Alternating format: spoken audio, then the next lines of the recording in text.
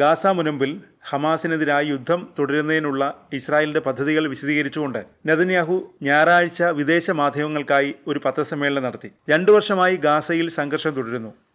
ഇതിനെതിരെ ആഗോളതലത്തിൽ വിമർശനങ്ങൾ വർദ്ധിക്കുന്നു. അതിനിടെയാണ് നെതന്യാഹുവിൻ്റെ അസാധാരണമായ പത്രസമ്മേളനം ഉണ്ടായത്. ഇസ്രായേലിൻ്റെ നടപടികളെക്കുറിച്ചുള്ള ആഗോള നുണ പ്രചാരണം ഇല്ലാതാക്കാനാണ് പത്രസമ്മേളനം നടത്തിയതെന്നാണ് നെതന്യാഹു അവകാശപ്പെടുന്നത്. പിന്നീട് അദ്ദേഹം പ്രാദേശിക മാധ്യമങ്ങൾക്കായും മറ്റൊരു ദീർഘമായ പത്രസമ്മേളനം നടത്തി. ഗാസയിലെ യുദ്ധം എത്രയും വേഗം അവസാനിപ്പിക്കാൻ ആഗ്രഹിക്കുന്നുവെന്ന് നെതന്യാഹു പറഞ്ഞു. എന്നാൽ ഗാസയിൽ ഇപ്പോഴും തടവിൽ കഴിയുന്ന ബന്ദികളുടെ മോചനം ഉറപ്പാക്കണം. അതിന് ഗാസ നഗരം പിടിച്ചെടുക്കണം. അതാണ് ബന്ദികളുടെ മോചനം ഉറപ്പാക്കാനുള്ള ഏക മാർഗമെന്നും നെതന്യാഹു പറഞ്ഞു. ഹമാസിനെ വേരോടെ പിഴുതെറിയാൻ ഗാസ നഗരത്തിൽ ഒരു പുതിയ ആക്രമണ പദ്ധതിക്ക് മന്ത്രിസഭ അംഗീകാരം നൽകി.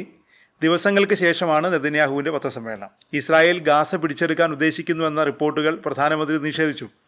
ഇസ്രായേലിനെ ഭീഷണിപ്പെടുത്താത്ത ഒരു സർക്കാരിനെ പലസ്തീനിൽ അധികാരത്തിലെത്തിക്കുകയാണ് ലക്ഷ്യമെന്നും നെതന്യാഹു പറഞ്ഞു. ഗാസ സിറ്റി പദ്ധതിയെ സുരക്ഷാ സേനയും ബന്ദികളുടെ കുടുംബങ്ങളും തള്ളിപ്പറഞ്ഞു.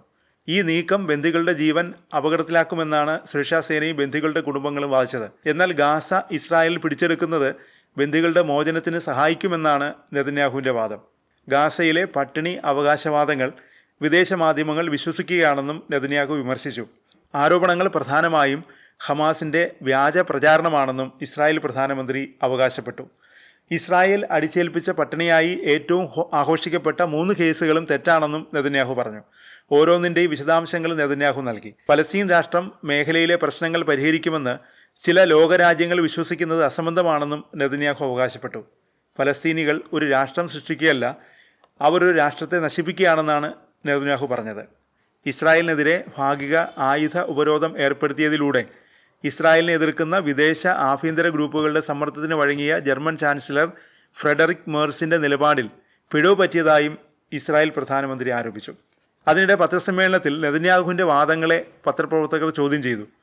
ഇസ്രായേൽ പത്രപ്രവർത്തകർ വരെ നെതന്യാഹുവിൻ്റെ അവകാശവാദങ്ങളെ പൊളിച്ചടുക്കി. പുതിയ ഗാസ പ്ലാനിനെ പത്രപ്രവർത്തകർ ചോദ്യം ചെയ്തത് 2024 അവസാന റാഫ യുദ്ധം ചൂണ്ടിക്കാട്ടിയാണ്. IDF മേധാവിയും ബന്ദികളുടെ കുടുംബാംഗങ്ങളും നെതന്യാഹുവിൻ്റെ ഗാസ പ്ലാനിന് എതിരായി നിൽക്കുമ്പോഴും നെതന്യാഹു മുന്നോട്ട് പോവുകയാണ്. ഗാസയിലെ പട്ടിണിയെക്കുറിച്ചും പത്രപ്രവർത്തകർ ചോദ്യങ്ങൾ ഉയർത്തി. ഗാസയിൽ പട്ടിണിയില്ലെന്നും വെറും നുണപ്രചാരണം മാത്രമാണെന്നുമാണ് നെതന്യാഹു വാദിച്ചത്. ഇതിനെയും റിപ്പോർട്ടർമാർ ചോദ്യം ചെയ്തു. ഗാസയിലെ സഹായം ഒരിക്കലും പൂർണ്ണമായി തടഞ്ഞിട്ടില്ലെന്ന നെതന്യാഹുവിൻ്റെ അവകാശവാദവും റിപ്പോർട്ടർമാർ ചോദ്യം ചെയ്തു. 2025 മാർച്ച് 2 ഗാസയിലെ മാനുഷിക സഹായം നെതന്യാഹു തടഞ്ഞു വെച്ചിരുന്നു. ടൈംസ് ഓഫ് ഇസ്രായേൽ ഉൾപ്പെടെയുള്ള മാധ്യമങ്ങൾ ഇത് റിപ്പോർട്ട് ചെയ്ത് ചൂണ്ടിക്കാട്ടിയാണ് റിപ്പോർട്ടർമാർ നെതന്യാഹുവിൻ്റെ അവകാശവാദങ്ങൾ തള്ളിയത്. ഒരു കാര്യം ഉറപ്പാണ്, നെതന്യാഹു ഗാസയിൽ പോലും ഒറ്റപ്പെടുന്നു. സൈന്യം പോലും നെതന്യാഹുവിൻ്റെ നിലപാടുകൾക്ക് ഇപ്പോൾ എതിരാണ്.